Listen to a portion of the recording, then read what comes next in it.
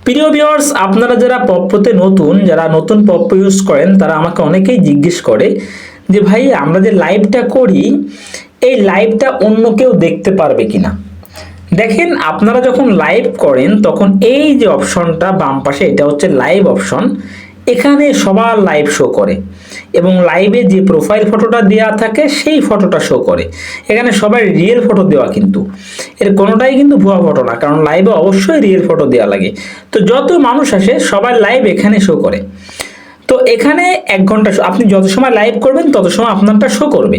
কিন্তু কথা হচ্ছে, কত লক্ষ লক্ষ মানুষ লাইভ করতেছে, এর ভিতর তারটা পাওয়া তো মুশকিল, তাই না? চাপ দিলেই যে পাওয়া যাবে এমন তো না, আপনাকে যে চাপ দিলেই দেখা যাবে এমন তো না।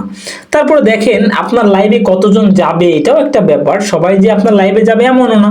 দেখেন, এই লাইভটা ওপেন হওয়ার পর থেকে এই পর্যন্ত লাইভে 45 জন গেছে, এই লাইভে মাত্র 3 জন গেছে, এই লাইভে 12 জন গেছে, এই লাইভে 5 জন গেছে। এখনই যে 5 জন আছে তা কিন্তু না, প্রথম থেকে এখন পর্যন্ত এই লাইভে 5 জন গেছে।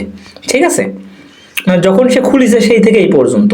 তারপরে দেখেন এই লাইভে মাত্র 2 জন, এই লাইভে 2 জন, এই লাইভে 4 জন, এই লাইভে 2 জন। লাইভে কিন্তু খুব একটা লোক যায় না, বুঝছেন?